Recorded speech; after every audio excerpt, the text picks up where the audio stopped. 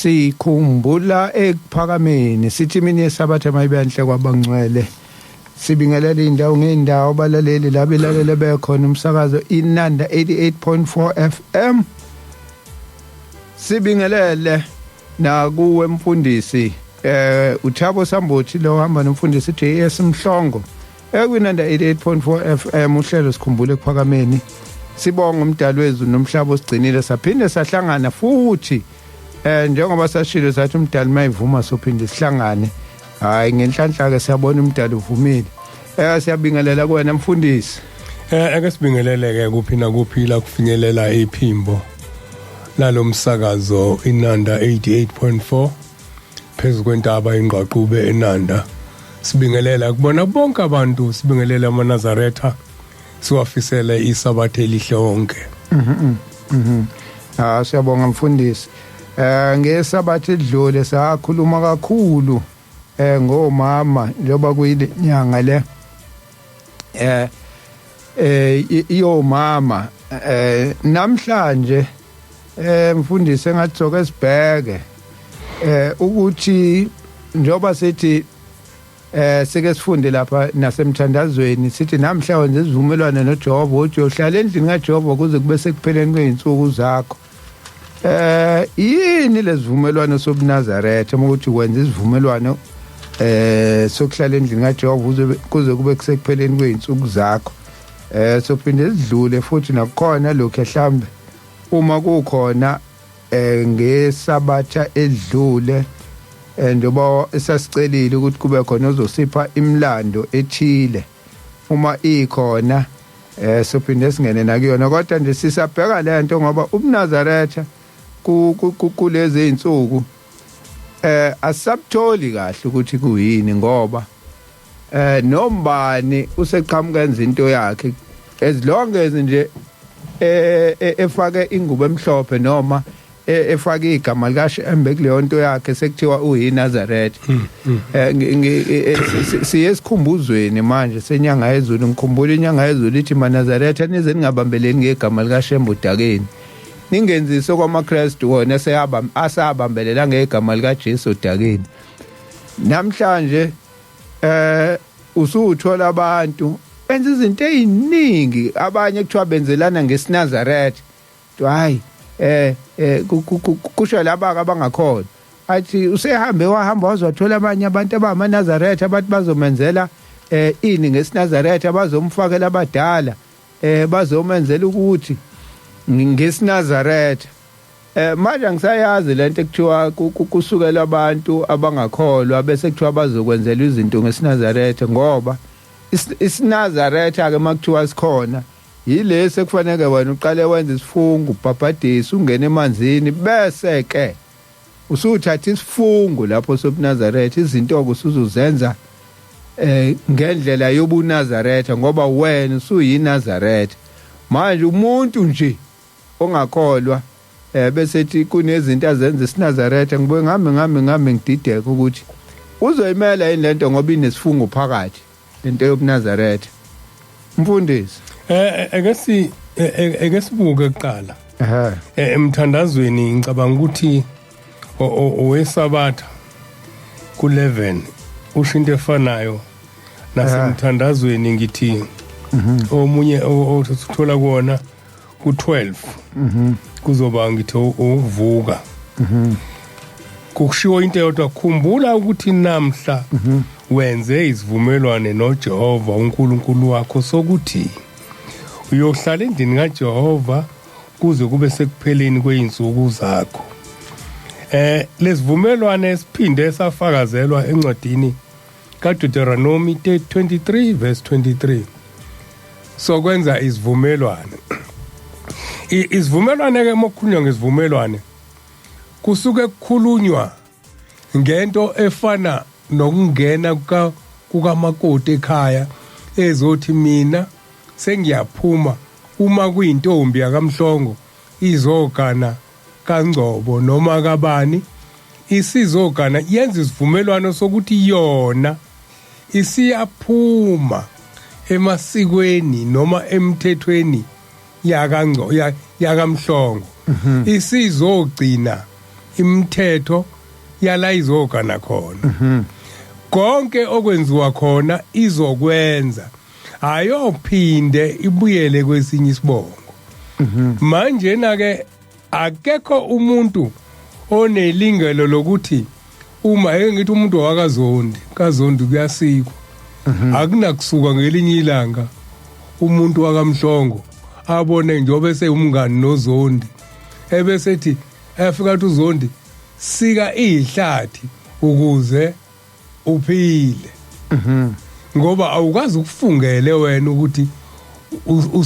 usuwa lapha manje kuthiwa khumbula ukuthi wenze isivumelwano noJehova uNkulunkulu wakho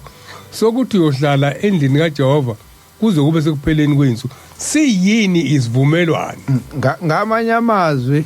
insuku zonke masifunda leli verse siyayibopha yep ngoba phela ithina esisho njalo every day lokuphinda phinda lento uthi namhla wenze khumbula ithi incwadi khumbula ukuthi namhla wenze isivumelwano sisibopho ke manje ukuthi iyangikhumbuza lencwadi uma ke ngingasayenzi ke lento engenza isivumelwano mina ukuthi ngiyakuya mhlawumbe naleli gama lethi uyakuhlala endlini kaJehova kuze kube sekupheleni kweinsuku kufanele siliveze ngoba nalo lingena lapho ukuthi kahle ngiyagcina umthetho kaJehova kuze kube sekupheleni kweinsuku zami ngisho njalo ake ngithi uyabona la ebuNazaretheni kungaphezulu akuyona inkolo akulona isonto kungaphezulu kokuba inkolo kuyisiko mpilo usuthatha ukuthi mina sengingena kuleli siko mpilo sengizokwenza konke othe uJehova kuyisibusiso angiyophinda ngithi kuyisiqalekiso konke athe uJehova kubi angiyophinda ngithi kuhle ngoba sengiyohlala endlini yakhe ngizogcina imithetho yakhe nazo hayi ke usuyicacisele mfundisi ngoba kukhona izinto esizifundayo ufunde nje kodwa manje awuqonda ukuthi uthini ingakho ke nakhona emthandazweni la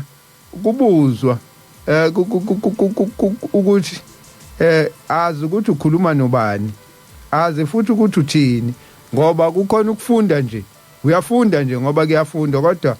awuzizwa ukuthi angisazizwa ngingasho ukuthi angisazizwa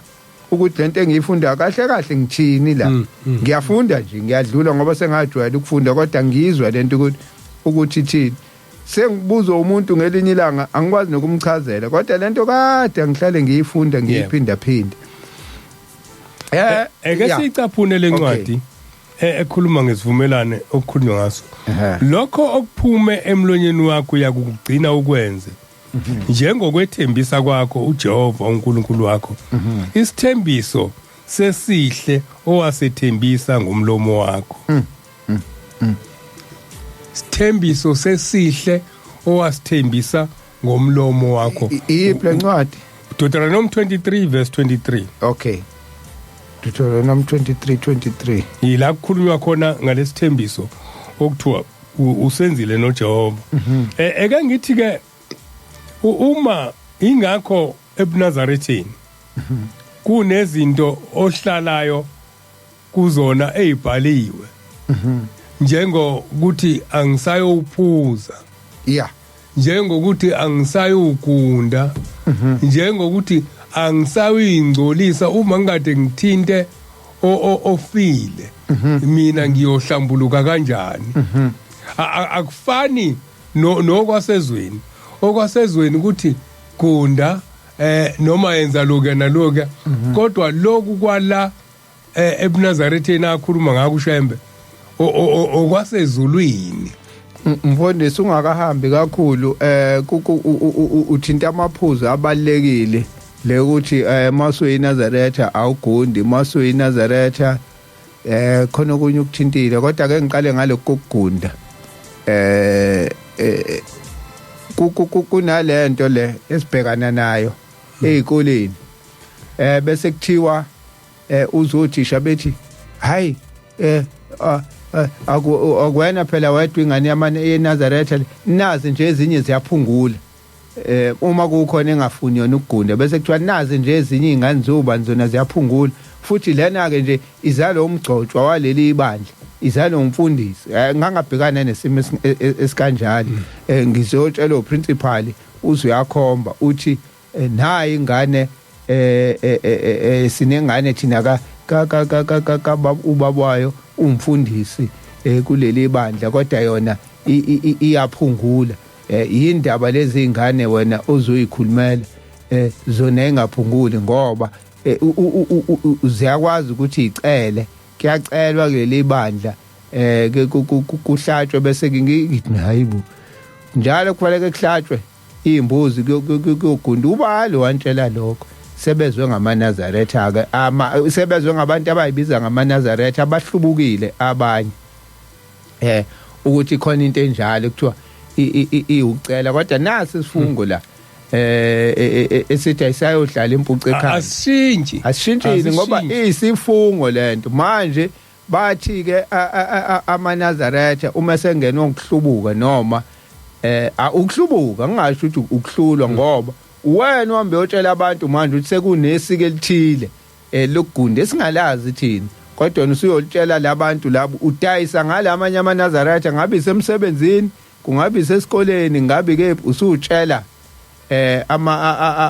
izitha zobuNazaretha ukuthi ikhona into ekanje eyenziwayo ngoba nakho wena ufuna ukuba muhle la 18 khona okunye kwakuthinta akusengikhohle lezi zinto ade seyibala kulezi zinto kade seyibala ngikhulume ngokungaphuzi ngase ngikhuluma ngokuthi awusazi ngcolisi ngabafileyo awusazi ngcolisi ngabafileyo uma ukade uthinte isidumbu kufanele awusenzi njengalabo abanye abathi ngiyahamba ngiyogeza ngentelezi ngiyokwenza naloku wena usuhlambuluka ngendlela ethinta izwi likaNkuluNkulu ngiyalana ke kulabo bathi nina maNazaretha nina nilona ithi namaNazaretha kodwa nithinta isidumbu engani iBhayibheli lithi mawuthatha isifungo sobuNazaretha awusasithinta isidumbu now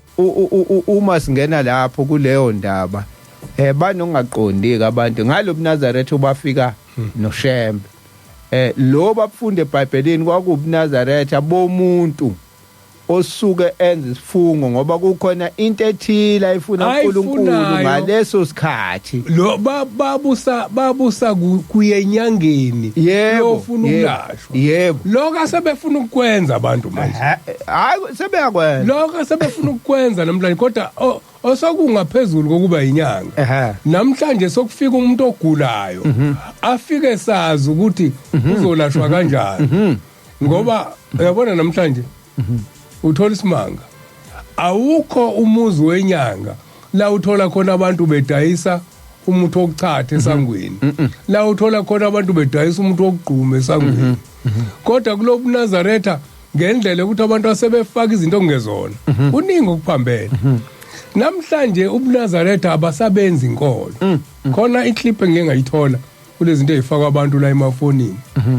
ukuthi kuyisimangaliso ukuthi omakoti umthole ngesabathe efaka isidwaba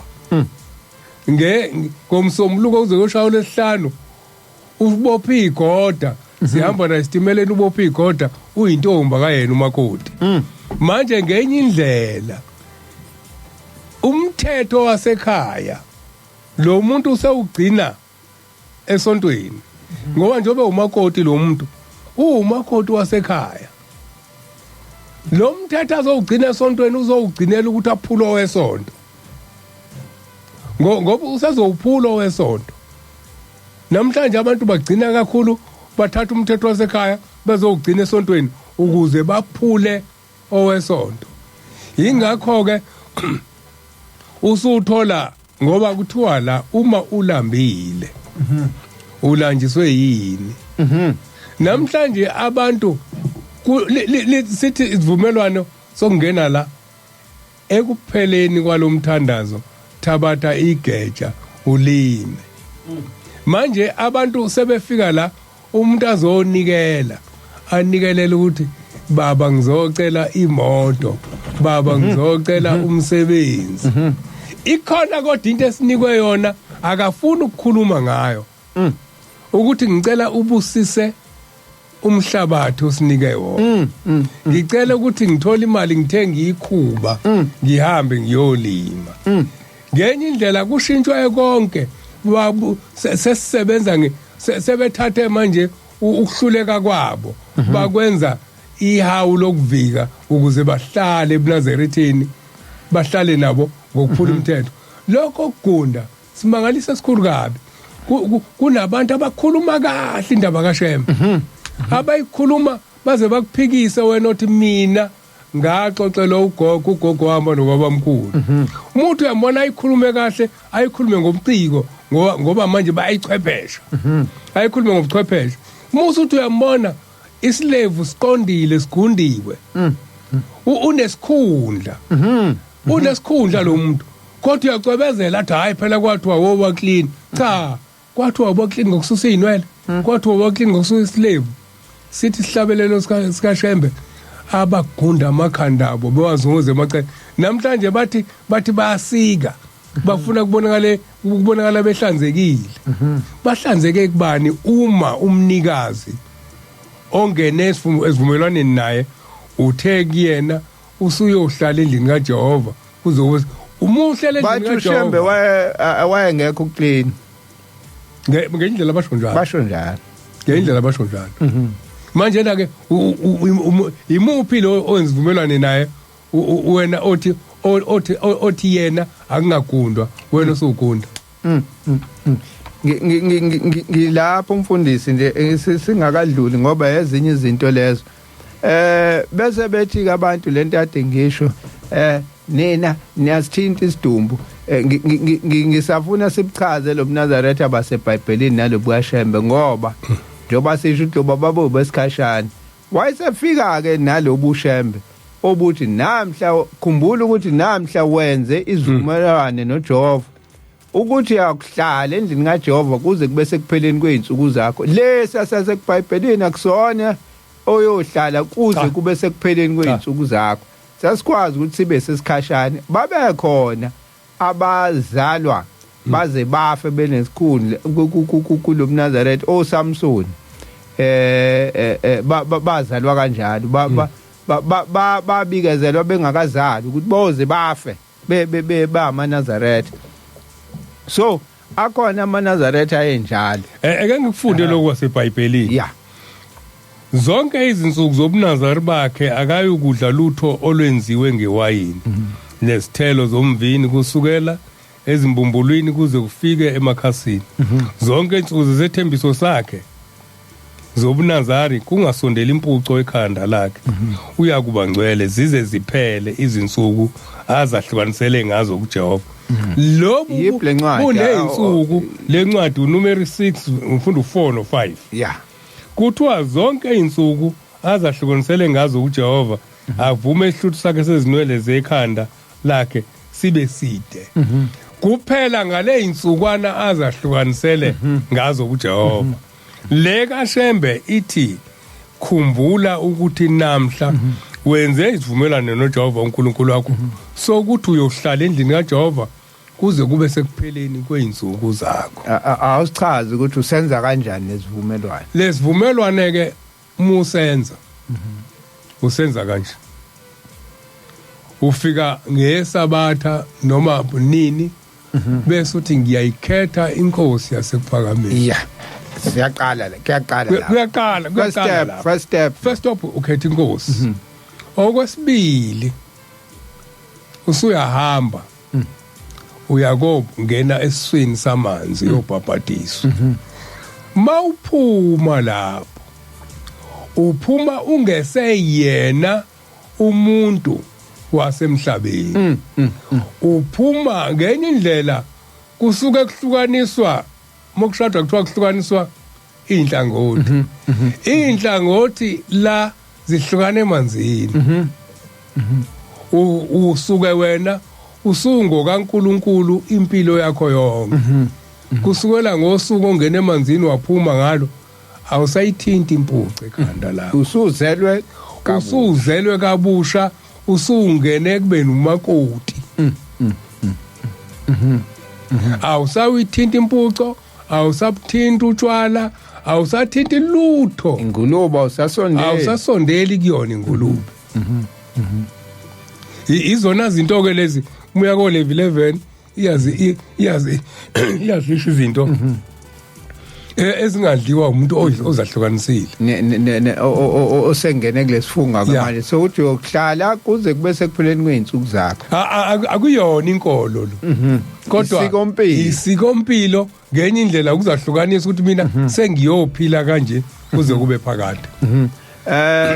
siphinde mfundisi selapho ngisaya kulezi zinto ezidida abantu njalo laba abangewona amaNazaretha ababese befuna ukuthi cha amaNazaretha adukile kwawona kukhona incwadi lapha noma ngiyikhohlwa lapha ya le ekhuluma ngokuthi makuyisabatha awuyokuhamba ibanga elingangokuphonsa itshe bese bethi ke ayokwenza umsebenzi wakho ngosuku lesabatha bese bethi ke amaNazaretha nawo anokudideka ngoba nina nigibela amatekisi nigibela amabhasi nigibela imoto nemasabatheni kanti isabatha ongahambi ibanga ongangokuphonsa itshe now ngisheshise nje leyo ukuthi leyo ndaba leyo itholakala ngesikhathi sikaMose kwakushiwo lo mthetho abantu abakhumbula ukuthi ngesikhathi sikaMose abantu babehamba ndawonye bekhempile behlala ndawonye babehamba labantu babesohambeni manje uma kufika isabatha sokhumbula futhi ukuthi indaba yesabatha ubufakazi balo ukuthi kuyagcinwa nasezulwini ukuthola khona eBhayibhelini la kwakuthiwa khona abantwana bakaIsrael babenikezwe imani kodwa kwakuthi makufika usuku lwesithupha iyahle iphindaphindiwe ngoba ngakusasa ayizophuma okuchaza ukuthini kugcinwe isabatha namazulu agcina isabatha abadedeli ngisho imana ngoba kugcinwe isabatha ezulwini so labo bantu kwakuthiwa abahlaleke ematendeni abo emadokodweni abo uma kwenzekile waphuma mhlawumbe uyochitha amanzi lo muntu noma uyokwenzani akahambi ke ibanga elingangokuthi uma ephonse itshe wangafika babenga labantu kungekho ukuthi sizosuka la siyethempelini lapha lalingekho nethempeli ngaleso sikhathi ngoba babehamba ndawonye babesohambeni njengoba nathi sihamba makuthiwa senhlangakazi sihamba ndawonye babemuva kanjalo labantu behamba ndawonye now ngizama ukucacisela lo muntu ozothi mayitshela abanye abantu ukuthi hayi namaNazaretha nayi incwadi ithi phela uyokhamba ibanga elingangokuphonsa itshe uma ukuyisabatha isimo ekwakuyiso kuhambe kwahamba kwakhiwa ithempeli eJerusalem sekuzinziwe mawufunda iBhayibheli sekuzinziwe base bekwazi abantu ukuthi basuke bahambe ibanga engaphezulu kokuphonsa itshe uma beyethempelini ngoba selikhona ithempeli futhi sebeyahlala sekunemizi sebakhile manje sebezinzile okunye iyacaca le ngoba uma kuthiwa ngosuku lwesikhombisa kwakwehla imana ngoba ixubene nohambo besendleleni manje nake awusekho endleleni usuzinzile yes nemani akuyazi agcina inqamukile ngoba sekuzinziwe angithi mase kuzinziwe ibangisababikho inqa imana ngoba kakusahambe kusesendleleni manje umthetho wokuhamba nomthetho wokuhlala ayifani lemthetho manje lokho ke uzuthola amaNazaretha amanye esehlulwa abantu beyichazela lento kufaneleke futhi ngoba basuke bengachazelwa ngalendlela mfundisi njengoba sikubekile la ukuthi izinto akuyichaze ukuthi zilandelana kanjani uma uyiNazaretha sesiyichazile asiqedanga le yokuthi bathi nakho nina namaNazaretha ingane isidumbu niyasithinta kodwa kwathi ubuNazaretha asihlukanise nale ukuthi lobya kwakuyilobu balabantu besifungo sesikhashana ingakho babengasithinta isidumbu kwangewona amaNazaretha wonke umuntu yebo ushambe mayisefika yena wonke umuntu usethatha lesifungo odla kuyena koze kube sekupheleni kweinsuku zakho uma kubuthatha isifungo sobuNazaretha ukoze kube sekupheleni kweinsuku zakhe sizongcwatshwa uma sizongcwabana ngeke ngithi nje uyibukisise le ukuthi kwakukwesikhashana yeah kunabantu abathi uma engithi nje ungena ubungoma yeah umuntu uma engena ubungoma abaningi ubungoma babo buthi anga esidunjini manje na ke uma abantu bangase bephile ngaphansi komthetho wobungoma lo abuNazaretha abokuqala babufana nobungoma yes ngoba kwakubuNazaretha bokuthwala asithi bakufana nobungoma bakuqala yeah ngoba lezi zamanje sezenza noma yizeziyani ngisho emathuneni yeah ikakade singancwabani zangoma ubungeke ufice nje ukuthi nazi namhlanje uyifice emathuneni yeah sezinegama ezihlabelele emathuneni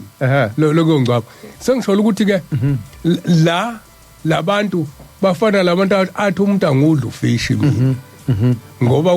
hayi ngoba enesivumelwane noNkulunkulu kodwa unesivumelwane nentando yakhe yebo la intando kaNkulunkulu nomuntu ungena esifungweni noNkulunkulu uNkulunkulu wayesebabela ukuthi uma seningene lesifungo ngoba kwakona uma usuthatha isifungo sobuNazaretha sokunendlela wena ozongcwatshwa ngayo ngiyalapho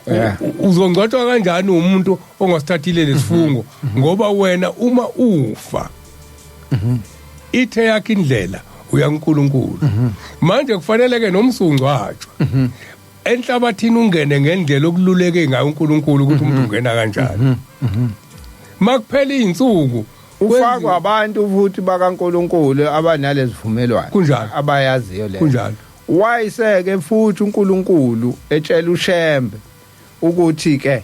uma ke abaNazaretha esethinta isidumbu kuzokwenziwa njani ileyo ke le ehlukile nalobya yeah ngoba le inendlela ukuthi mawusithintile isidumbu wenze njani awuhlale phezukwayo umfundisi ukuthi wenze njani angithi ke uma usithintile isidumbu noma ngakuthiwa kushoniwe nje kini uma umthetho uthi uma kade kufihlwa engikade kufihlwa ngesonto umndeni wonke wakuleli ikhaya ukushone kulona kuzothi ngosuku luka 7 kufika usuke ibandla liza la kushonwe khona kuzokwenziwa isiko lokuhlambulula labantu ukuze baphume baye enkonzweni bayahlala bazile bahlala balinde insuku eziyi7 yes bese kufika umshumayeli nebandla bese kwenziwa isiko lokuthi bahlanjululwe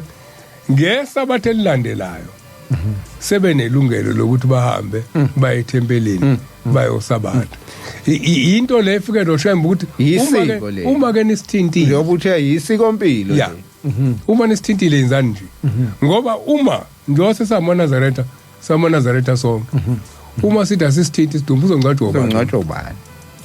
uShembe wayeseqhamuka nendlela yakhe ukuthi kulungile nina abagcothiwe abanihlambululayo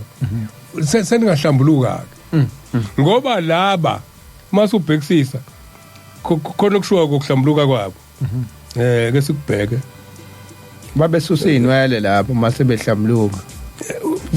sebebeka phansi isifungo weza nehope namajubu weza nehope ngoba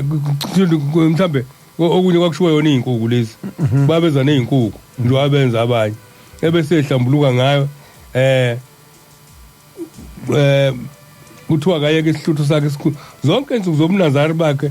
akasondele esidumbini akazingcolisi ngoyise noma nonina nomfowabo nomuntu nxa befile ngokuba isithembiso sakhe sobuNazari sisekhanda lakhe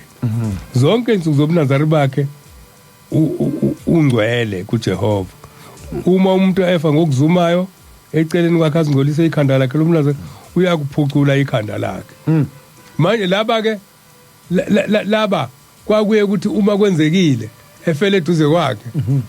ebese ephuculika kusho ukuthi siyafa isivumelwano sakhe ngoba sesikhashana akusona esikaNkuluNkulu naye esesikhashana bathi kuyakuphucula ikhanda lakhe ngosuku lokuhlanjululwa kwakhe aphucule ngosuku lwesikhombisa ngosuku lwesishiyagalombili yakuletha amahobhe amabili noma amaphupho amabili amajuba kumpristi ngasemnyango lana ke uShembe uthe sihlambuluka ngamanzi hayi ngegazi hlambuluka ngamanzi ngoba wena mungena ngezivumelwano angithi wangena esifini samanzi uma usuhlambuluka ke uzohlambuluka ngesimo salawa ngena khona okwamanzi la kuphelela khona bese kuyathandazwa uselapho mfundisi futhi masikhumbula kahle lapha eTestamenteni elidala ukho umbhabhadiso hayi njengoba usho ukuthi thina singena emanzini lapha ya babengangena emanzini mabethatha lesifungo cha thina singena emanzini yena wayisithatha nje lesifungo bese sibe sisikhashana sibuye siphethe lesi ongena emanzini kusona yiso ke lesi ke osuhlale kusekoze kube sekupheleni kwensuku zakho ngoba uthe uma usithatha wayongena emanzini uthi futhi masuhlanjulu kunento ethile oyihlambulukayo kusetshenziswa wona amanzi futhi ithenye incwadi la yiplay ke sithole eka sifuna ukukhuluma indaba yamanzi negazi ngoba kuthiwa abathathu ngokuba abathathu abafakazayo umoya namanzi negazi labo abathathu bavumelana entweni yinye akukho okunye okubalwayo la kubalwa lokhu bokubalwa umoya amanzi negazi ngenhlanhla ke uma sesihlambuluka thina akungeni lokwesithathu okuyigazi kuba umoya ngoba umoya ohlambuluka ufike uthandazwe mokuthandazwa kusuke kusetshenziswa umoya bese kusetshenziswa amanzi uhlambuluke ngawo uhlanjululwa umuntu ozothandaza ngesikhathi ekuhlambulula yes iloko uShemba afike nakwena mfundisi ngiyacabanga ukuthi abalaleli iyacaca inanda 88.4 FM uhlelo sikhumbule ekuphakameni inamba ka WhatsApp 0604650345 0604650345 abalaleli bazoxola bama bebona iposter lapha ingekho kodwa ke kuthi kuphela uhlelo emva kohlelo sizobe sesifakile kodwa sikhona isihloko lapha ku Facebook inanda FM nakusikhumbule ekuphakameni bangabhala khona futhi imiyalezo yabo uWhatsApp wethu engathi uWhatsApp sosebenzisa le namhlanje ethi othi ngubone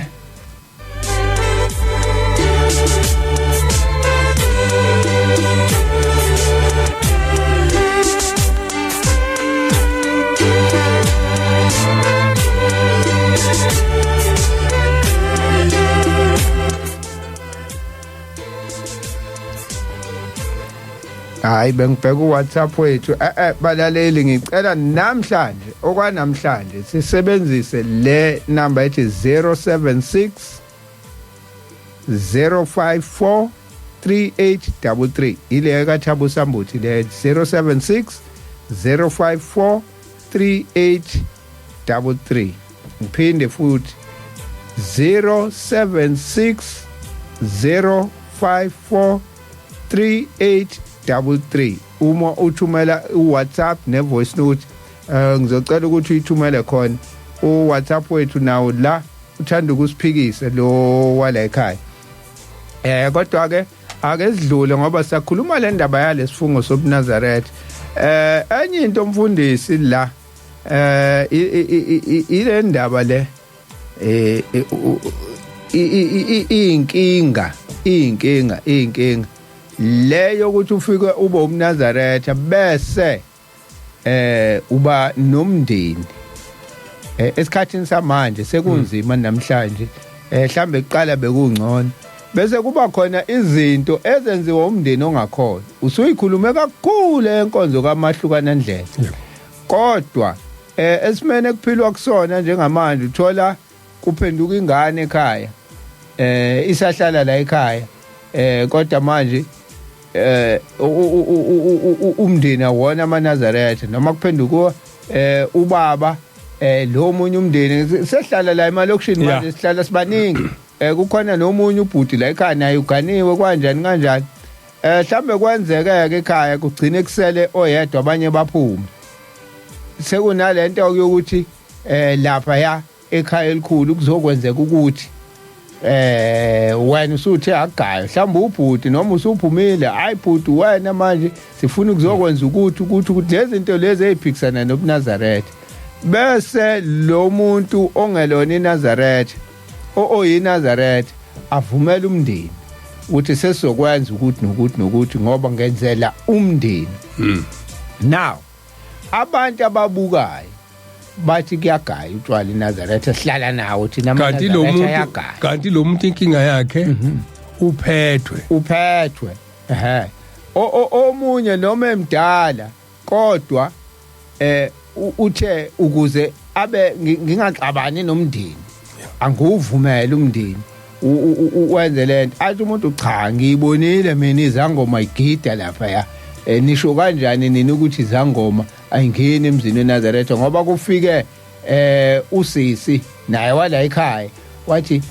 mfowethu ngicela ukuzomisa igobongo la ekhaya noma ngizokwenzani mase kufika izangoma noma lephothula into zakhe bese izokwenzelwa la futhi la ekhaya emzini weNazaretha ngiyapi nale ndaba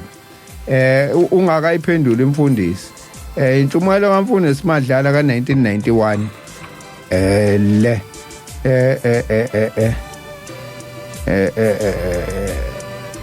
mhlambe uzothi ukufunda yona mfundisi le intshumayelo kaMfundisi Madlala eyakhulunywa inkosi ilanga eke siqale lapha ethi khona nginosizi inhliziyo yami idabukile ngiyesaba kakhulu okuzokwenzeka emva kwami ngibona igazi ligobhoza lapha ephakameni lo muzi uNkulunkulu uzowushiya kube umuma abaphangi nonondindwa neziphingi nabathakathi kuzosala abafile bethi bayaphila uzochitheka lo muzi usizi likhulu oluzoba khona emva kwami abantu abezayo abazophenduka ngeke balifune izwi likaShilo ngeke bamlalele nozayo emva kwami abantu bayokholwa ngenxa yemali ngeke balinake izwi laphezulu abanye bazofika nemikhuba yabo amasiko abo bazokwenza indabuko yabo le uShembe ayichitha phakathi kwenu izangoma nabathakathi bayongena ngokuthanda baphume ngokuthanda ababi bayokhipha abahle lapha ekuphakameni imizi yenu ngibona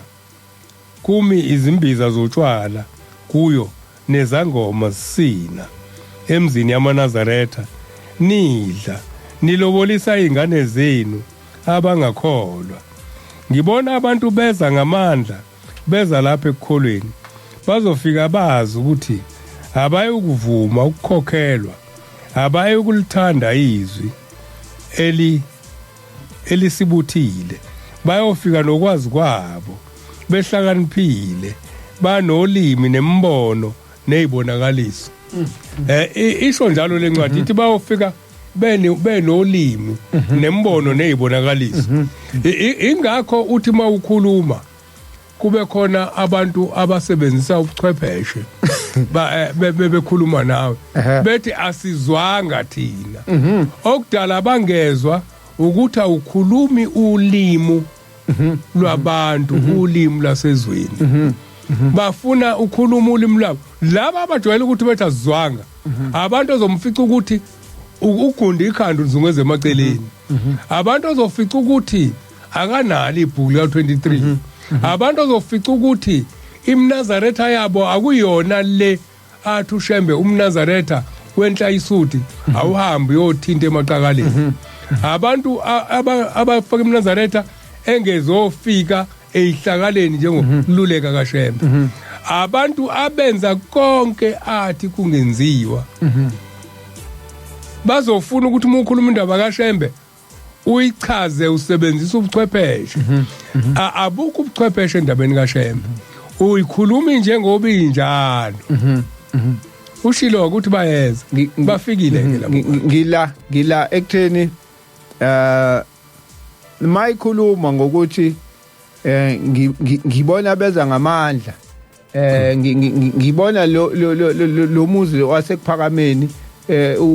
kungena abantu ke bazokwenza njani bazobuka umuzi lo ola ekuphakameni nande kanti inkosi ayikhulumi ngomuzi wasekuphakameni nje ikhuluma ngobuNazaretha ikhuluma ngobuNazaretha ngithi ngelinye ilanga ngiyolithola ithuba siyolithola ithuba sichaza ukuthi umuzi wasekuphakameni nje obukhona nje kwenzakalani ngelinye ilanga ubaba ilanga ebize asiyikhulume le noma singahlukanisi ukuthi kufuna nazi isikhathi esikusona isikhathi sani inkosi ilanga nje umuzi wasekuphakameni kukhona abaphakathi kuona yakusho inkosi yasekuphakameni yakubeka inkosi ilanga emzini wasebhekmesiya umuzwana ithuma omunye ithi wena ngicela uyogada umuzi wasekuphakameni ngelinye ilanga siyoyikhuluma le ndaba ngoba la asizile ukuzokhuluma ngamaqembu kodwa sokhuluma iqiniso lela nikhohliswayo kulona ukuthi mase nibuke kuphakameni nithi umuzi ongcolile onjeya akho umuzi ongcolile la abantu abangcolile thina esifikayo okwathi wasofika nokungcola kwethu umuzi wasekuphakameni ekungcola ifana nalento ukuthi umhlaba uyobhubha ngeke uzubhubha umhlaba kuyobhubha abantu umhlaba uyohlala umile nje uyiwona nje angeke ushintshe kodwa abantu abashintshayo mfundisi injalo lento mase siyifuna so njengoba yayisho inkosi lento yayisiprofetho sento ezokwenzeka mayithi ibona impisa zotshwala emzini yamaNazaretha ibona kusini zangoma leza ngisho ngempela abantu bayibona bese bayakutshela uthi uyamchazela umuntu uthi cha mina ngikwenza ukuthi athi hayi amaNazaretha ahlale siwabona nje thina enza ukuthi ake ngicaphuna incwadi enye mayelana nesifungo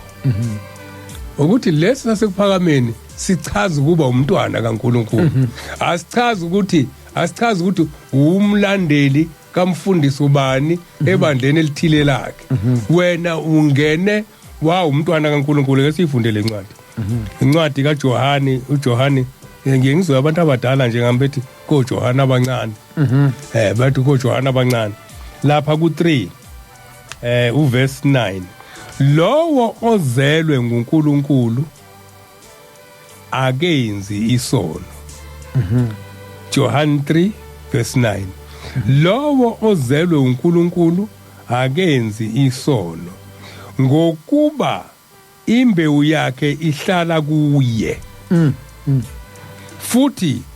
akanakona ngokuba uzelwe uNkulunkulu ukuzala kanjani uNkulunkulu ngenye indlela lesifungo sokuthi ngiyohlala endlini kaJehova kuze kube seyinsukwini zami sichaza ukuthi wena usuyindodana kaNkulunkulu noma wena usuwumalukazana emzini wasezulwini ngeke usayikhumula inkehli njengomakoti eganile ngeke usasikhumula isidwaba njengomakoti eganile konke lokhu ezweni kuyenzeka kuyenzeka ezweni kodwa kuNkulunkulu akufanele sikwenze ngoba sisuke senza isifungo nomdali wezulu nomhlaba odale nabantu kodwa lapha emshadweni yasezweni uzwa kuthiwa cha samhlabela imbuzi ukuthi usengasikhumula isidwaba la ukuhlukana nesifungo kuchaza ukuthi wena usufile ufile futhi ufe enyameni nasemphefumulweni ngoba uma umphefumulo wakho kuzofa inyama ungabe usavuka wona uhambe eNkulunkulu lapho awuseyena umntwana kaNkulunkulu. Lesifungo ke esithi ngiyohlala endlini kaJehova kuze kupheleni uzami. Uma uke waphula okugodwa kwaso, ungaya esabatheni, ugide unikela u23, ingakho ithi inkosi einsizweni zaseGoli. Ithi nina abafana ngiyabona seniyaphungula. Uthi kodwa ngiyacela ukuthi uma kwenzeka niphungula, anophathi ithini manigunda inwele zenu. Nifake ethinini. Ngoba mase nifika phambi kaNkulunkulu, uyofika ubuza ukuthi ziphi inwele engangikunike zona. Hayi, umfundisi awuthi ngibona isikhathi sethu la sithi 2 minutes to 5. Inanda 88.4 FM. Kwamashu, Phoenix, Durban North, Stanger, Claremont.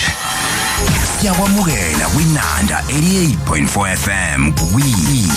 are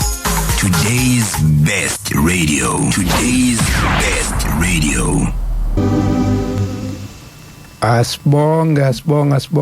kumaNazaretha lapha ya.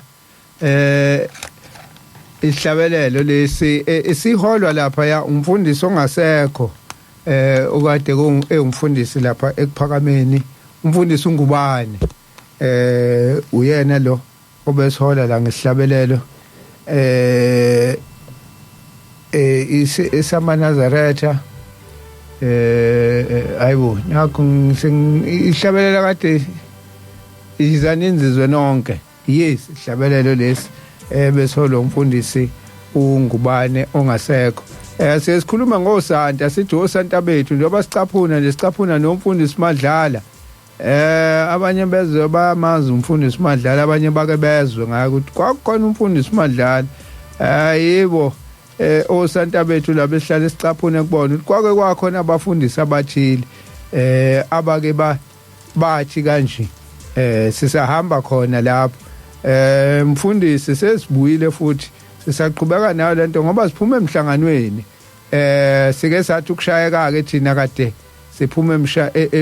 emhlanganweni ubuxhakaxhaka bala istudio, izinto zangavuma ngoba bengabe sangena ngazo lezi indaba ukuthi sisemhlanganweni phela. Emhlanganweni sihlangene ngani ngokuzovuselelana, ngokuzokhumbuzana ukuthi wathini uShembe. Iyona into esihlangene ngayo leyo ukuze sihlale singaphuphi, siphuphe nje siphele. Phuphi sokuthi manje siyakhuluma izinto okuyizona uShembe ayithe azikhulunywe, sezikhuluma okwethu njengayo lento sekuhlala ekhuluma indaba ukuthi wangenisa abadala. Uthi yabuza ukuthi uShembe wathi angeniswa abadala, wayesethi bangeniswa kanjani? Awusatholi. Kuthiwa hayi siyokhuphula. uShembe wathi akukhushulwe. Wayikusho phi uShembe lokho? So ziningi izinto namhlanje ezenziwayo ebandleni kodwa zingaveli kuShembe, kodwa zimbathiswa igama likaShembe, nabazenzayo bayimbathisa bathi bazenza isishembe. Bazenza isishembe. Angiyazi lento mfundisi. Khona incwadi engifuna ukucaphuna, ngingacaphuni kuyona, khona into osuyithintile la mfoka Samboti. Ukuthi abantu mokuthiwa lapha ababe bawukhipha abahle lapha ekuphakameni, baye babuke emzini wasekuphakameni, babuke lapha bese kube ngathi kukhulunywa ngokuthi abantu abasemzini wasekuphakameni ba. Yebo. Ngithe ngelinye ilanga ngiyokusho ukuthi umzi wasekuphakameni uhleli laba abahleli bona kanjani, indaba eyenzeke eBhekmesiya. So ichaza nje ngelinye ilanga ngoba sifuna abantu baziqiniso,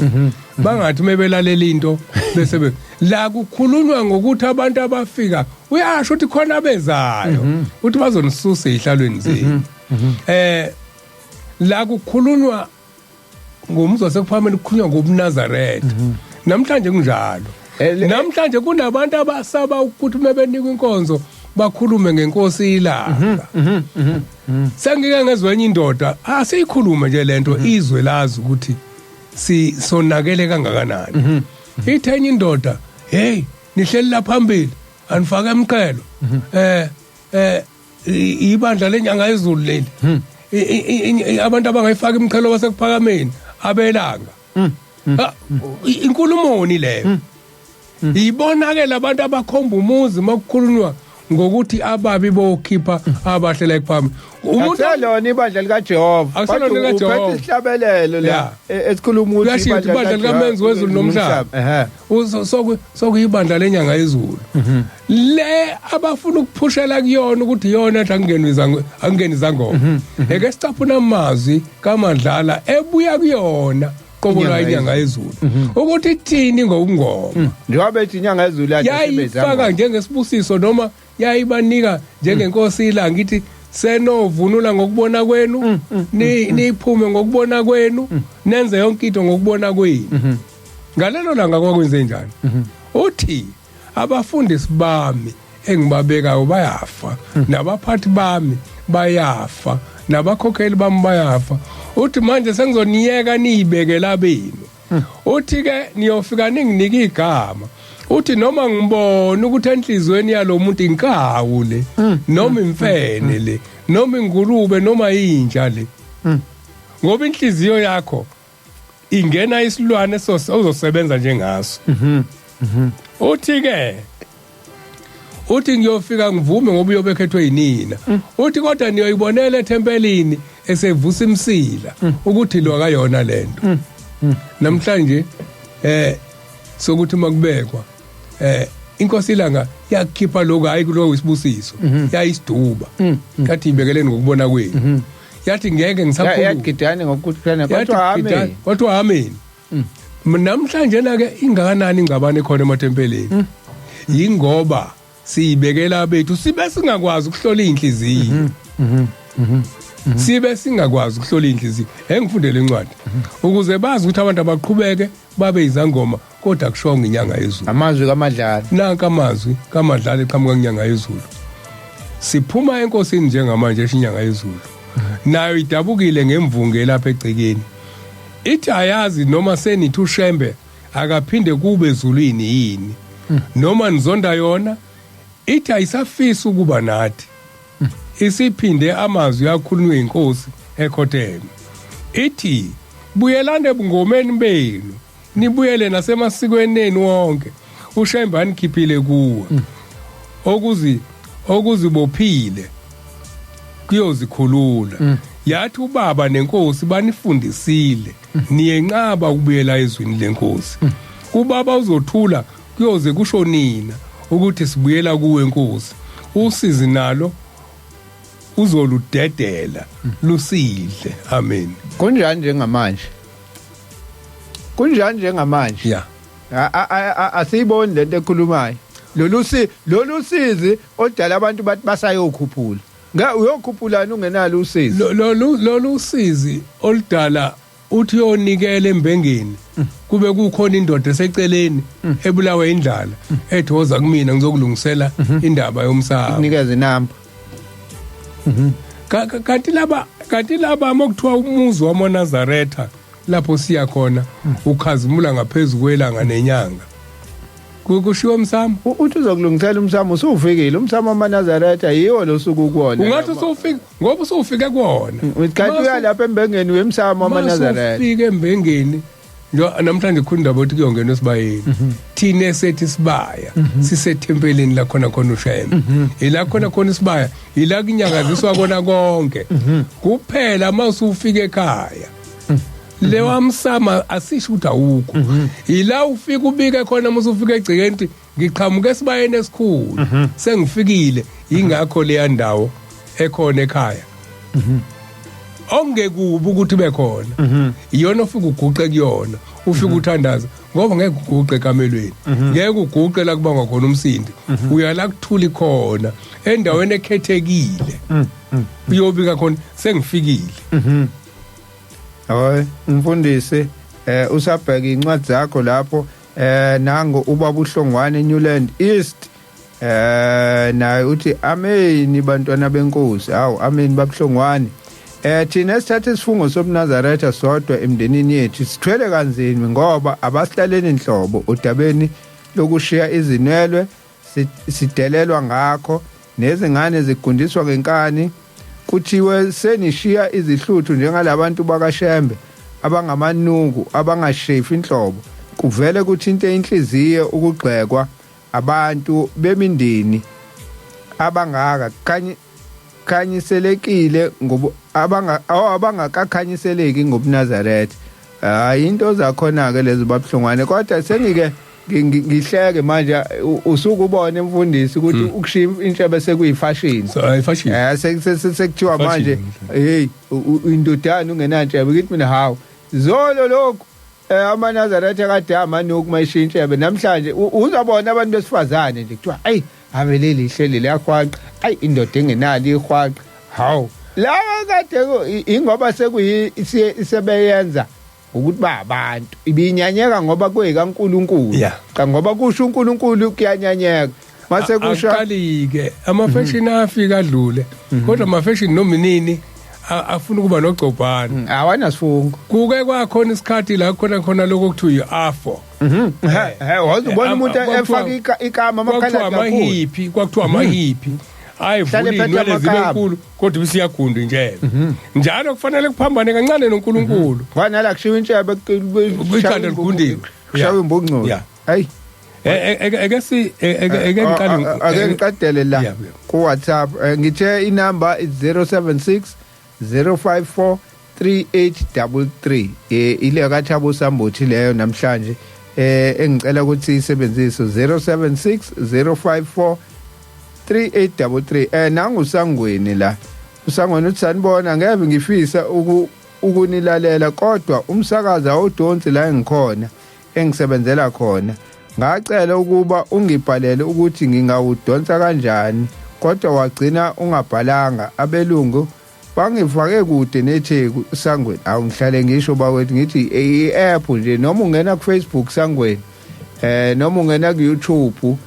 uma wabuka la ama-video ngisho kuma-video ethu kubhaliwe ukuthi udonsa i-app ethi Inanda 88.4 FM uyifake efonini yakho izodonsa uma ikuhlupha i-app uzongena futhi ku-website ethi inandafm.co.za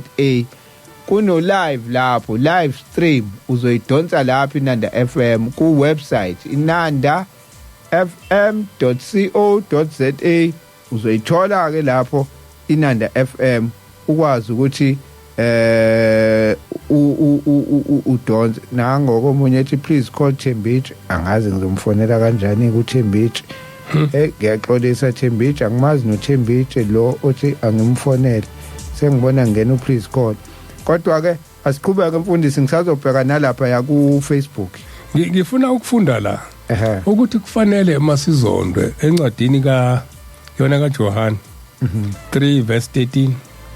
ukuthi kufanele masizonde ngoba no bonke abakaNkuluNkulu bayazondwa manje uma ubona usukhethe uNazaretha uzondwa ungamangali ithi ke lencwadi uJohane 3 verse 13 ningamangali bazalwane uma izwe linizonda siyazi ukuthi sidlulile ekufeni sangena ekuphileni ngokuba sithanda abazalwane ongathandiyo uhleze ekufeni lowo ozonda umzalwane wakhe ungumbulali niyazi ukuthi akukho umbulali onokuphila ukuphakade okuhlezi kuye uthando silwazi ngalokhu ukuthi yena wabeka ukuphila kwakhe ngenxa yethu nathi sifanele ukubeka ukuphila ngenxa yabazalwane ngenye indlela uma sebekuzonda abomndeni impilo ayilutho noma ngakuthiwa uma uhlukana nabo uzokufa ukumele lokho ngeke ngayikhuluma lento ukuthi aunti mebexoshwe ekhaya baxoshela ukuthi banqaba ukushaya ihlombe beshayela isangoma bathi cha asisishayeli isangoma ihlombe thina baxoshwe ekhaya umfundisi le ndaba le ngaphela leyo ukuthi ubheka abantu ukuthi bazothini ngake ngezwe indaba ngangixoxelwa imbongi hayi imbongi le khona njengamanje umthiyana kudala khona lo nyaka lana kakhulu senhlangakazi lana li u99 lana kiwa lana kubuyo sibheke khona iyaxoxa nje ithi ngizoyithi khwapkhwaphu le ndaba ithi kwa bayizwa ngongqulunga ikhehle le ndaba ngathi uNgqulunga kwakunensizwa ngakube kuthiwa umkhize babekhula naye nje umkhize ke endaweni ngasekhaya laba bamaNazaretha omkhize nabo bayisontela kubo kwelinye ibandla so bayahlangana nje mabegodukile ngasemakhaya babonane babuye beze ngala eThekwini nomunye uyisebenzela kwenye indawo ihlalela kwenye indawo babe lokuhlangana ngasekhaya sekuthi ngenye imini baphinde bahlangane futhi ngasekhaya mabegodukile umkhize lo noNgqulunga usethi umkhize hawu Bulunga yindaba ningasitshela ukuthi ushemba uNkulunkulu edloni hawu ushemba uNkulunkulu ubuza uNgqulunga ngoba kwenze njani athi hayi nina nilikhuluma iqiniso usiyamchazela ngoba uthi ke uNgqulunga wake wayezwa kuthiwa umkhize akaphilile nampa sebeyahlangana kuseyaphila bakhuluma leyo ndaba uthi hayi mina ngike ngagula kabi ngagula ngaze ngadlula emhlabeni ngahamba mase ngibona uhambo lami siyamchazela uhambo lwakhe uthi ngaze ngaqhamukela endaweni engathi mangiqhamuka ibiyele ngodongo olukhulu inesango la ngizoyithi khwaphu ngoba isikhathi uyasazi mfundisi izoshaya sivele sibaleke uthi kodwa wathi mayisefika phambi uthi mayiqhamuka wabona kunendoda ihlele etsheni ngaphandle kwalomuzi athi mayeza sondela kwase kuvuleka isango kwase kuphuma umuntu lapha ya owathi mayiphuma esondela kena wayesehlukana kabili lo muntu ambone ehlukana kabili kwase kuba yilanga nenyanga yezulu mase kuwo kwamanje ngoba ngisafuni kuma details kakhulu ukuthi njani uthi kwase kumfikela ukuthi akaguqe phambi kwalabantu awu uthi wangabe sakhuluma lo ilanga lokuthiwa ilanga kwase kukhuluma lo kuthiwa inyanga yezulu athi Mkhize usufikile wathi wathi baba uthi wayisithi inyanga yezulu awu hayi Mkhize unenhlanhla ngoba kuthema kubhekwa la awunasono asikho isono osenzile emhlabeni kodwa ngeke uzungene izulu ngoba kunento eyodwa uNkulunkulu ongamenzela yona usesemhlabeni awuzange uligcine isabathi uthi ke le ndoda ayibona ihleli lapha ngaphandle etsheni kwakuwumholi webandla lakhe wayekade bahola la emhlabeni usemfica ngale sithi inyanga yezulu ke hayi ngeke Mkhize ukwazi ungena la ngoba awuza uthi wathi mayisho njalo ethi awuzange uligcine isabathi uthi ngase ngiphenduka ngibheka umfundisi wami wayengihola emhlabeni ngathi mina hawu baba thina umfundisi wethu azange azasifundisa isabathi emhlabeni uthi yasiphendula wayesephendula lemfundisi wathi hey Mkhize musu kuzongiqalisa phansi ungithethise lelo cala sengalithetha ladlula noShemba uthi kwase wathi engakaphendula siphendula qanya ngezwe lathi hawu Mkhize uthi umfundisi wakho uyena wathi ongakufundisanga isabathi wathi awunalo yini iBhayibheli wena wathi nginalo wathi eBhayibhelini lakho awukazi uzulibona isabathi wathi baba ngeke ngilibone wathi awazi ukuthi umthetho kaJehova wathi baba ngiyazi usethi ke awu hayi wena izulu alikufanele ngempela ungaphuliswa indoda umthetho kaJehova nawe uvume wathi hayi ngeke Mkhize uthi umuntu wakhala umkhize lapha esethi inyazo cha Mkhize unenhlanhla ngoba wena akho sono kuwena kodwa ukuthi awumgcinelanga isabathi uJehova kulungile phindela emhlabeni sokuphindisela emhlabeni thina boShemba bese ufika emhlabeni ugcinela uJehova isabathi wabuya kuMkhize mayesebuyile ke ugcina ke sekhetha inkosi wangena wayiNazaretha lo Mkhize kwakukhulunywa ngaye ngiyaphi nale ndaba mfundisi ngiyala ekutheni uthi wena usukhetha uNazaretha bese kufika abantu noma bomndeni noma bani babe bakuphulisa umthetho owazi kahle uvume nawe kodwa ekhambeni la emhlabeni uyobe usuwedwa ngale usubuzwa ngalento ukuthi engani wena wathatha isifungo sekufika umuntu wasemhlabeni wafika ukuphulisa isifungo wena wasenza wedwa noJehova nawe wavuma iyobe siyinkinga leyo ndaba ngoba ziningi izinto njengoba ngisho ngithi abantu bayahamba kuthiwa hayi nanti inkosi la ngishilo ithi ngibona izangoma igida emzini yamaNazaretha nangampela ziyagida ngoba nakho sekufikile la kuthiwa hayi ingane njengoba injena kufanele yenzele ukuthi nokuthi hayi ingene wabadala uvume ngoba uyiNazaretha kuthiwa hayi mawungavumi izofa uvume zingene zangoma ngampela endini ngoba zingena kanjalo bese izongena igcwala igceke la ekhaya awuqhubeka mfundisi nencwadi uyabona lapha ekuphakameni lemoya okuthiwa namhlanje eyamandiki yamandawo hayi ukuthi yayingekho kodwa yayixoshwa sasike sihleke sabatwana uma kuthiwa kuyothandazelwa abantu thina sibonile indoda ihayiza inkosi iphonsa ingubo yokuthandazela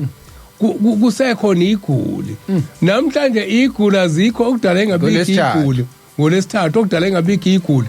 ingoba abantu sebeneyigodlo ngaphakathi esontweni bayamkele ukuze bazuze manje le igodlo zabo aziyixoshi le moya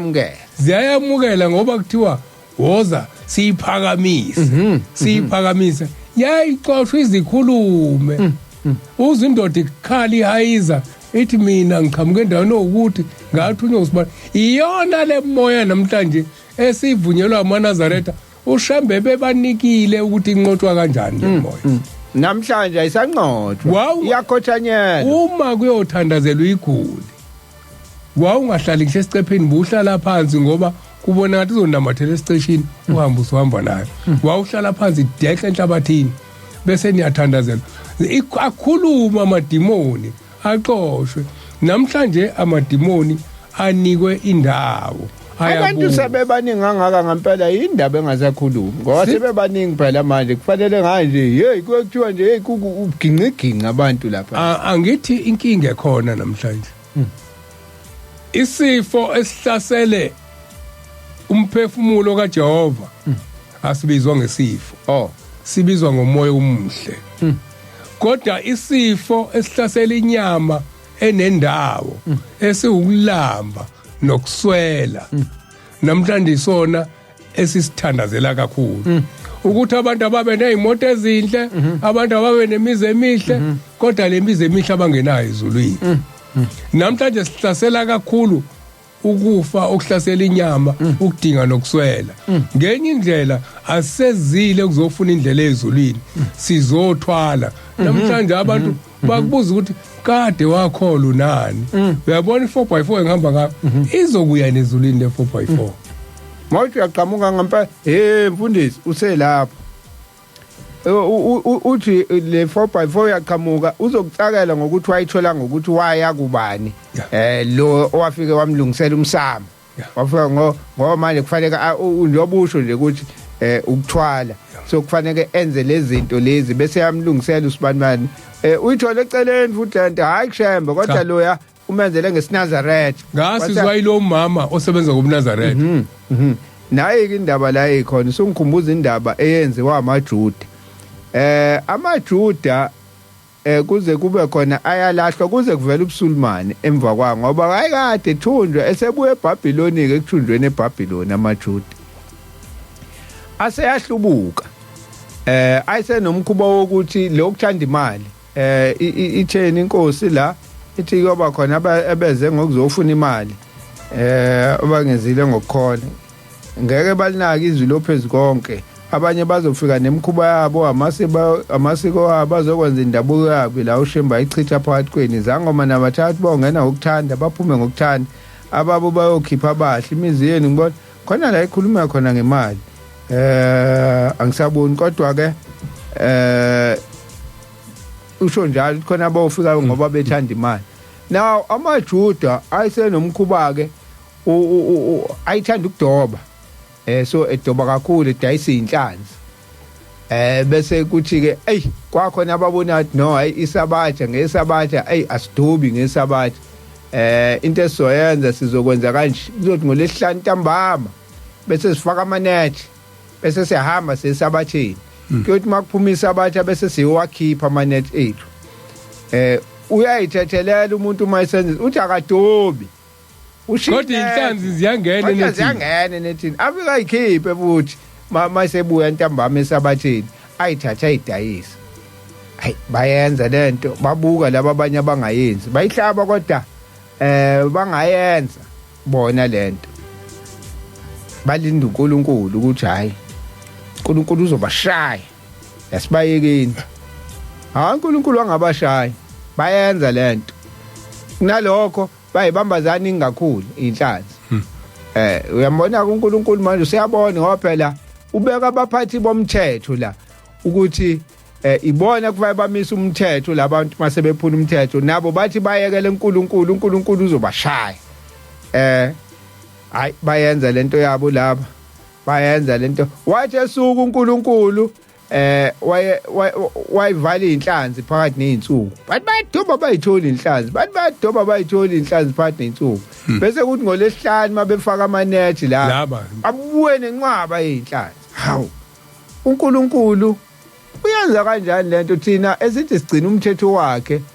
akasenzeli lutho akasasiniki inhlanzi phakathi nezinsuku makwenzekile nje bathole ezincane kodwa laba bafaka amanethi ngolesihlanu hey babuya nenqwaba yeinhlanzi baqala hayi ngoba nangu noNkulunkulu akabashayi nathi siyawafaka amanethi bawaqala nabo bajoina laba bafaka amanethi ngolesihlanu baqala futhi zabamba inhlanzi zabaningi inhlanzi nabo bayithola ke manje sebebangakanani manje abantu abaphulisa bathi cishe bonke sebebaningi ngoba abazange baze babakhuze laba ya noma babayekise lento abayenzayo ngesabathi ukuthi ayenziwa bayekela uNkulunkulu kufanele kudilika uNkulunkulu azokhuluma nabo kodwa uNkulunkulu ubekile umthetho wathi batsheleni njengoba namanje ukubona ukuthi bakhona abagcotshwa phakathi kwebandla ziyangena ziyaphuma izangoma bayazi ukuthi ayifuneki bayazi ukuthi ina yenziwa kodwa bathi hayi nangu noNkulunkulu ungani ubayekile thina sobani hayi ungahluleli sekhona leligama lethu ungahluleli uthi esuka uNkulunkulu wavela wababhubhisa bonke abantu washaya ababini abahle kuthiwa wenze njalo ila ke kwahlakazeka khona kwagcina sekuhlakazeke ngisho iJerusalem kwagcina namaRoma sebahlasela sekwenzeka yonke into le kodwa ibona abafaka amanzi endlini bahlaselwa amaGreek baphinde futhi banqoba amaGreek basegcineni behlaselwa amaRoma ke manje agcine banqobile amaRoma kwaze kwadilika iJerusalem ngani ngokuhlubuka abantu babe nenkani benze into ngenkani kuze kusuke nalabo bebengayenzi kwenzeka njalo ke eNazaretha ufika umuntu angayi kulabantu abathi bayakhuphula noma benzani hey uthi uyabona amafobhayi la ukhuluma ngayo yes libe lokuhlala thina la kushembe bukubani usegibeleni hayi nama ngiyi kuqale kanjalo ke inkumbo wena ngikhumbuza le ndaba sengikhumbula into enziwa abantwana bakaIsrael ngokujoba hayi baqale ke balandelane manje sebeya lapha ya kule umuntu loya owenza lento ekuthiwa uyenza ngeSnazaretha ngoba uNkulunkulu wenza ngamabomu akulungile ke ngizobanika ayi na uhlala ubona ayi ngilongilandelana noShemba kanginiki mina imoto enje hayi nomoya afika thole futhi naye kodwa egcineni ngabe lento yabo le yonke abayenzayo uyayivuma yini uNkulunkulu egcineni la umphefumulo uyofika thina uNkulunkulu ke kumina ke naleyo fobha yami ngoba phela ngeke ngigibele mase ngiyakuyena kuyobe sekudingeka umqondisi kuyobe sekudingeka umqondisi ozokhanyisa indlela kuyobe akayikhanyisi indlela ngamafobha ngamalambe fobha ungena amafutha esibani somqondisi aqhamuke ekugcineni imithetho kaShembe siye sithi ke siyengwa uNkulunkulu ngizoke ngifunda incwadi uNkulunkulu akayengi umuntu uyengwa yinkanuko zokuthanda izinto zenyama eke ngifunde lesihlabelelo oqala namhla mina ngithelile ngilishila izwe lakithi ngingeze ngabuyela emva sokuseduze kuphakameni mangiphiwe inkosi nami loluthando lomntwana ngizofela khona lapha esandleni sakho suka nkungu emehlweni nami ngiphinde ngiyibone leyo nsika lomlilo eyangilanda emazweni akithi ihlobile inyama yami kwaze kwaba kasikhombisa nanamhla iyasina emagqumeni alihlaza mawuhlobe umoya wami ngemvunulo engaboliyo engathengwa ngagolide evela kuwe baba khona imvunulo engathengwa ngagolide ingakho kufuna la singaboni umuntu ugqokeni kufanele sibheke ukuthi sinayo le mvunulo engathengwa ngagolide engikhulume ngokuyengwa eke siye encwadeni kaJakobe Jakobe oqala soyiqala ku13 angani masiqala ku13 kuphela yini okay asiqale ku12 ubusisiwe umuntu okhuthazela ekulingweni ngokuba esevivinyekile uyakwamukeliswa umqhelo okuphila othenjiswe inkosi kwabayithandayo ubusisiwe umuntu obekezela uyabona abantu bayalingwa yes abayitholi inhlanzi insuku ezinhlanu kodwa ngosuku lwaNkulunkulu laba abasesonweni babamba inqwaba kwenzeka lento le kade uyifunda la uthi yasho umfundisi Mandlala ithi inyanga ezilibuyelane emngomeni beyini nimbuyele nasemasikeni yonke ushambani khipha ku angithi ke manje sesibuyeleke hayi sangomeni ngoba izinto zaseziyalunga ngoba sibulawa inkanuko yenyama sikhohliwe ukuthi asizili ukuzosebenzela inyama la sizokwembesa imphefumulo yethu kuthiwa la ihlobile inyama yami kwaze kwaba sikhombisa nanamuhla iyasina emagqumeni alihlaza kodwa kugcina kuthiwa mawuhlobeke nomoya wami ngemvunulo engaboliyo ngoba inyama ihloba ngemvunulo ebolayo ngelinye ilanga uJesu uyahamba nabafundi bakhe efika emkhiwaneni ngoba siyahlupha noma siseduze kwakhe mefika emkhiwaneni ufica umkhiwane uyisimanga ufune isivuno kuona hawu uyafika umkhiwane awuthelile ake siyiqaphele lento nathi sihlele ekuthandeni sihlele ekukholweni kodwa singakujabuleli ukulahla kwabanye mase afika kulomkhiwane ungathelile usiyawuqalekisa abafundi bakhe bayinaka indaba yesiqalekiso bathi sifuna ukubona abakholiwe sifuna ukubona ndobe uqalekisile uzokusha yini ahlala umkhiwane wangasho isikhathi eside ithenye indoda ke ithi uNkulunkulu wayesehlile empandeni eyoqala empandeni phansi kodwa abantu ababukayo ngoba wefuna ukubahlola bakholiwe yini wake wahlaza nje umkhiwane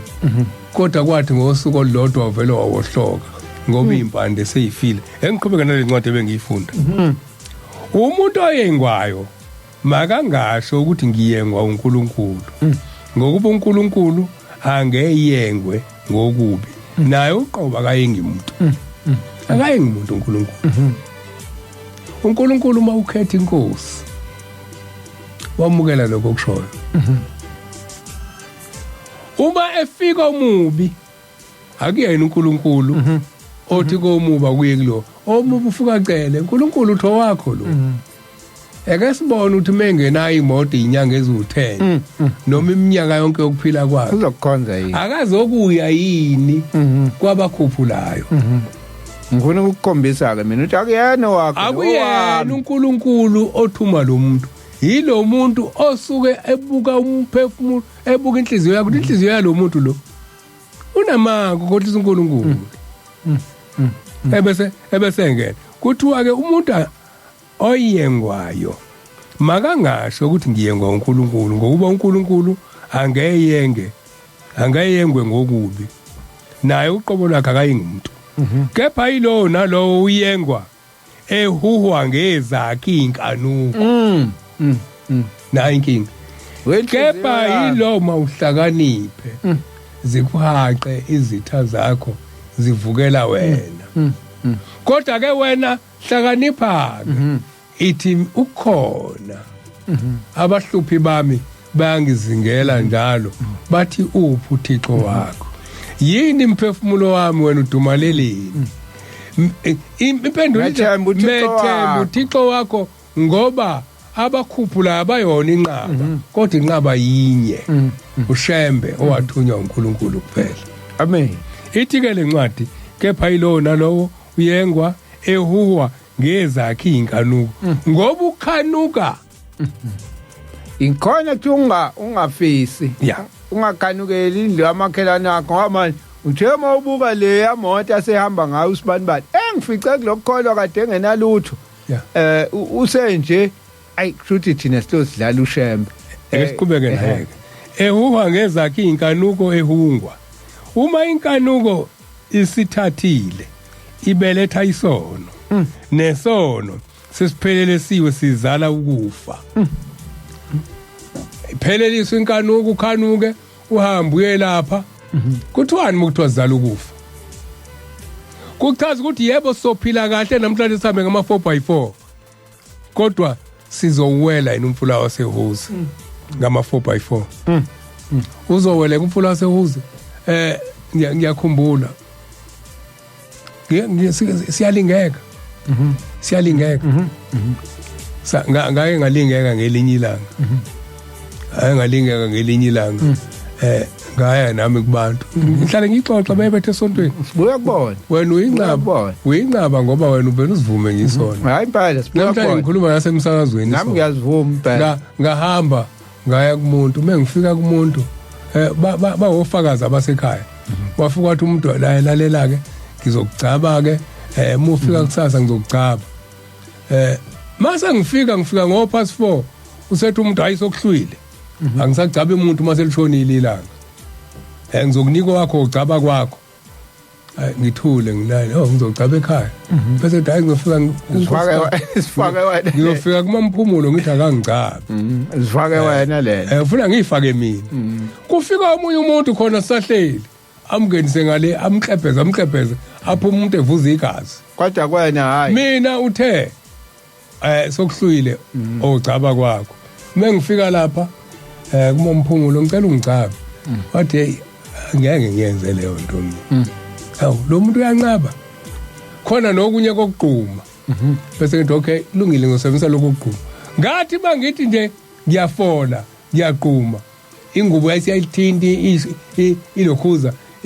ikane lagcwele umuntu la ngithela kwasha kusuka esiswini kwaze wayophuma phansi emlenzeni ngasha ngaphela ngiyakhumbula ngasuka elindelani ngalelo langa ngixhuka ngishile nginjalo ngafika leyo umuntu ngawuchitha phezulu lasasikhandela khona imoto no phasika wakamkhize lapha enhlanzini ngafika ngawuchitha lapho ngathi uNkulunkulu wasekuphakameni njengoba wangihlenga ngishonela uma wangondla ngaze ngigule namhlanje sengihamba inyanga ngawuchitha lo muntu leso silonda saphola within 3 days uvumile saphola ngawuthatha ngawutshinga ngoba uvume same time futhi ngishola ukuthi ngelinye ilanga akona ukukholwa lokho kodwa asikuthandazele ngelinye ilanga ukuthandwa uthi noma usungenile sangomeni athi uNkulunkulu wena uzokhipha anqabe ngaphinda ngabuyela ngabethela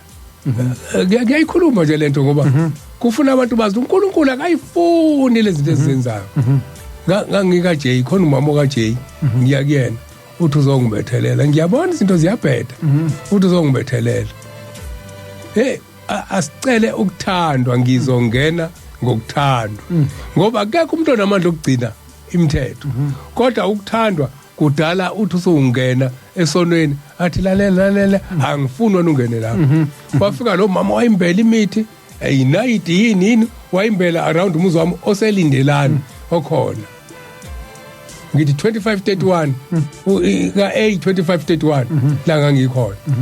ngangehle esitobhini ecibini wayimbela imithi umuntu kuthe ebusuku ngo1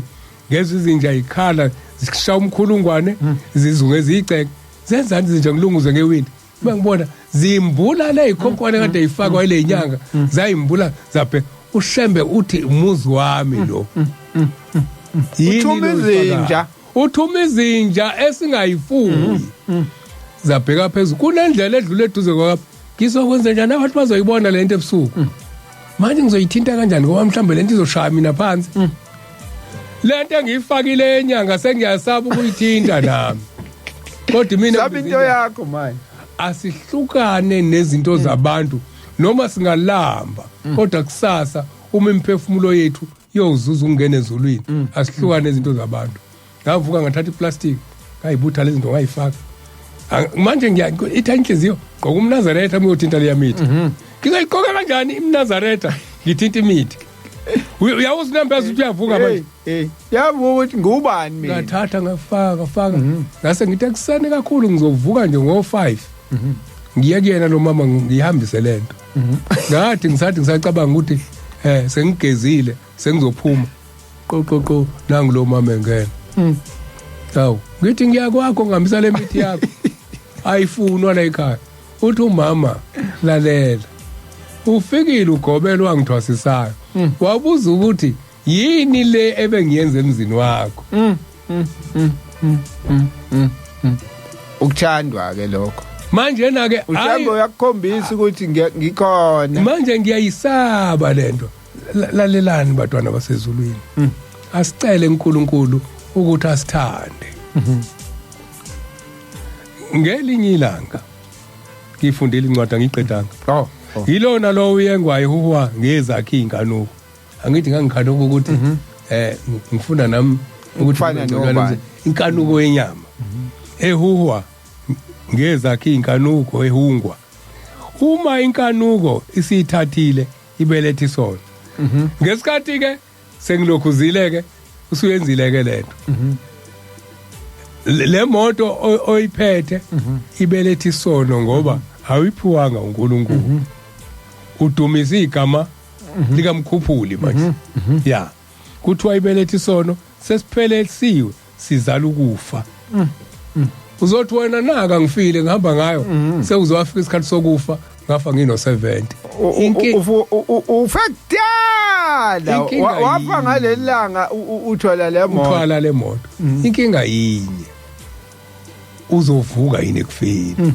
ngoba ukufa kukhona kodwa khona ukuvuka mawuthiwa uzokuthwalisa ukufa kuchaza ukuthi wena uma usungena ethuneni awuzovuka uzokufa ngoba awuwondlile umphefumulo wakho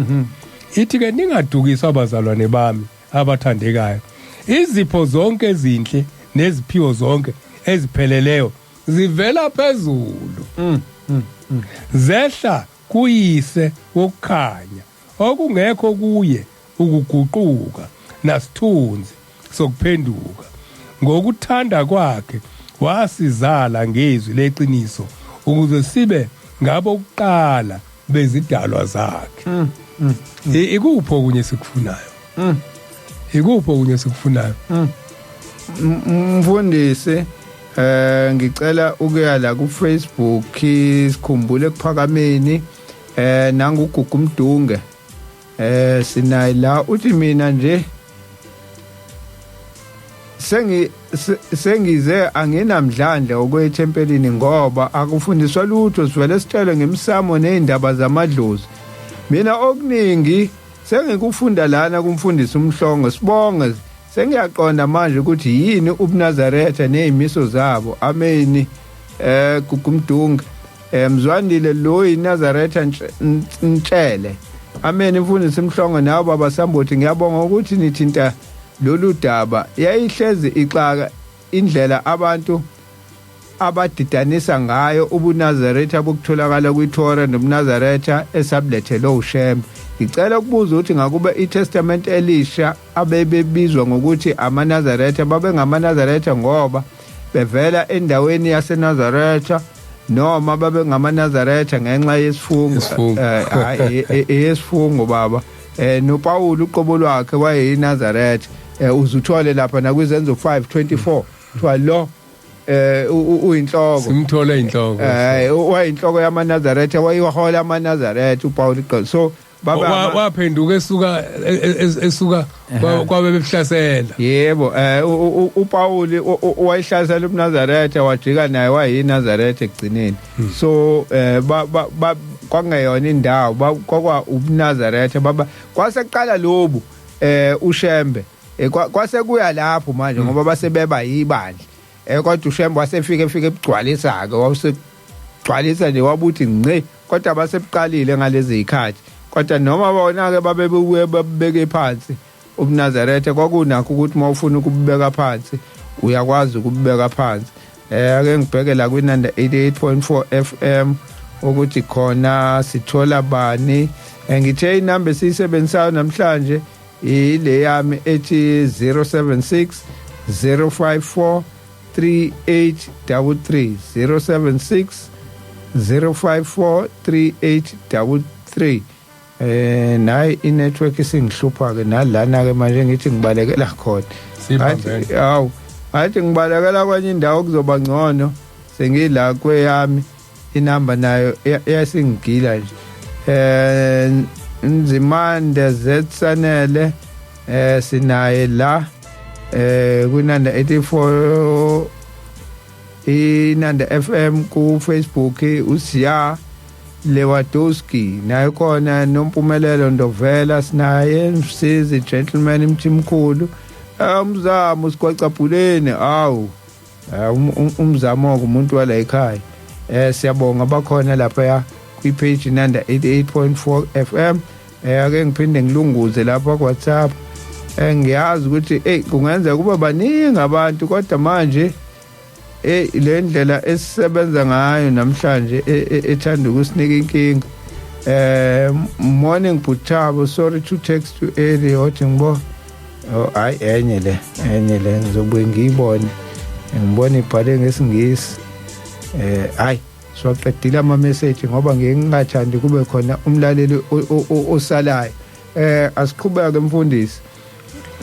Bengifuna ukudlula endabeni yokuthi waphuma wavakasha waya kulo mkhuphuli sokonakele.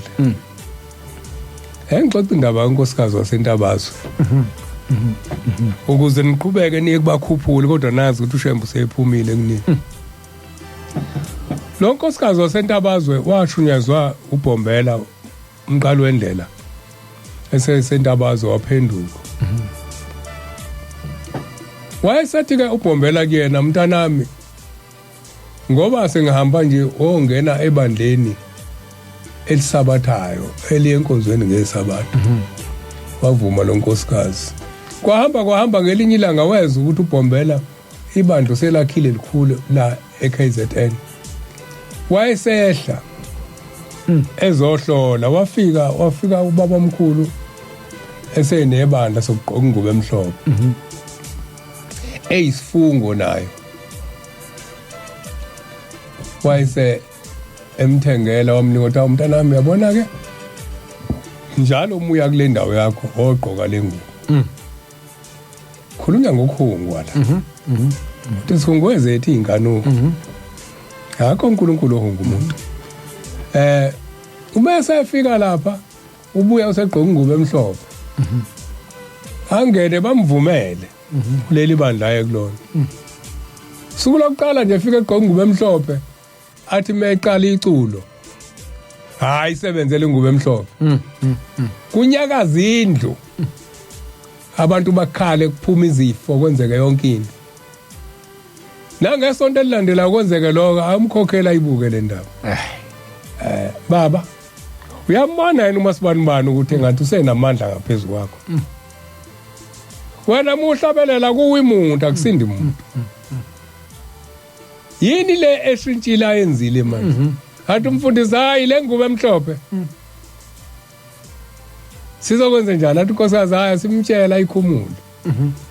Athi uyafika ngesonto elilandela into elalela mama. Musa afuna ukuyigcinula. Khumula le ngubo emhlophe.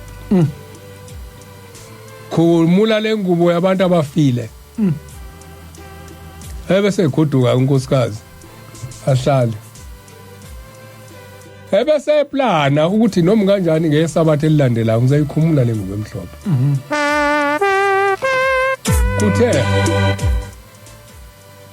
Kuthe mase ekhuluma indaba kuyikhumula le ngubo emhlophe. Uthelele wasekuqhamuka isibonakaliso. Sithi sibonakaliso kuyena lalela ke. Khona okuzokwehlela ohambeni lakhe. Wesiyahamba wahamba njengomuntu ohamba emhlabeni usefile uthi wahamba wafika endaweni enhle lihlaza enotshani obuhle uthi wahamba kule ndawo emnandi athi menyatheleza ukuthi nginyathela kwenye indawo akukhona emhlabeni uthi wahamba waza sokushintsha iphunga sokukhona iphunga elihle uthi wasondela kuleli phunga elihle uthe mesondela kulona wayesefica kukhona isango uthi isango elihle uthe mefika kuleli isango uthi wasebothe ngathi sengifikile ekhaya uthi wasezwe igubhu ngaphakathi ikhala uthi kwakhala igubhu kwakhala yonke izinto ezikhala uma kugidwa uthi uthe bona la livuleka isango uthi wayeseqhamuka ubhombela isitimela samampondo eqhamuka ekhombisa ukuthi uhlangabeze yena uthi ngeza kubaba uthi utheme efika kuyena wayesetha umntanami usuze wafika wathi yebo baba sengize ngafika uthi ke usukunqobile konke uthi yebo nginqobile uthi wayesekhipha isandla uthi ngase ngikhiphe isami nami ngithi ngiyaxhawula uthi kuthema sezohlangana izandla wesesifinyeza isandla sakhe wayesethi hawu umntanami iphi ingubo yakhe emhlophe iphi ingubo yokunqoba wena wafunga wathi yawuhlala endlini kaJehova le ngubo emhlophe yayikho konke kwena yayifana nomakoti ngendlela ayifana nomakoti ebhinqa isidwabe ngene emzini ukuthi akasawusikhumula uthi wayesethi mntanami uthi wasiyadumala uthi wabuyele emuva kodwa lo muntu wayengakayikhumuli wesathe ngesonto elizayo ngiyoyikhumula sinjalo ke uthi Jesu mawufisile nje ombuke wakhanuka nje sesibhaliwe manje na ke akwenzeki ukuthi uma ufika lapha kulabantu abakhuphulayo umphiko ushembe ngoba usulalela into eshow yena manje uyena osewuNkulunkulu akwenzeki nomphiko ushembe uyena osewuNkulunkulu la yena olawulayo kwenzeki umuntu ngiyixoxa izinto ezangehlela mina ka eli lapha la sokho kwakuyilokhuza kwakuyi office likaNtsumba kuqala ngaleso sikhathi uNtsumba ngithi kwakudla mina bathu AB umuntu kade ayilingwa kodwa uNkulunkulu afika athi uNkulunkulu lalela awuyena wala wena sa kunomama lapho wena esibuko insizwe sasihamba nazo sasibathathu sathi basingena kubuka odokeni lokho ememeza lo muntu lento yokukhuphula yikho izosikhipha ezulwini ndalo uyithola nje eBhayibhelini izosikhipha ezulwini sawulahlwa kungcono ngilahlwe ngokunye ngiyabonga uNkulunkulu konke lokho engikhulumayo kwakwenzeka kumina angisabi ukuxoxa ngoba ngifisa ngathi kungenzeka nakwabanye athi uya umuntu afika mvimbo ushembe njengalo wathi uphuza utshwala wabona inkosi ivela phakathi okhambeni abantu abanenhlanhla kuyinhlanhla lo sathi masifika lapho odongeni kakade qhanyuke enhlangakazi zithi le insizwe engihamba nayo izona ezayichathile ngalelo langa ngalomuntu osanganisayo sithi yasibali awukhuqi ngani na inkosi ihamba lapho odongeni na inkosi ihamba ngathi mina nabo abantu besangana ngithe ngibabona babephakama abantu uyingcwe emzini kaMkhuphuli wangena ushembe zabona odongeni ngikhuluma ngezinto ezangehlela ukuthi ngempela kuye kuthi sengicabanga kule insuku ngicabanga eke ngiye mase ngifika ke namhlanje ngishaya ngoba ngeyila ngizongishaya ngizothi ngiyafika kade anguncenga wena ngithi hlukana nezangoma angithela induku uzophela lo musa lo uzophela umusa nakunina ngelinye ilanga uzophela umusa uma ekuthanda uzakushaya ngelinye ilanga ukuthandwa kona lokho ngelinye ilanga uzokuyeka uphumelele kodwa busufika yini ekhaya nayi indaba eyinkinga mfundisi isikhathi asisavumi kodwa siyabonga komdala weinsuku osigcinile wasipha amazwi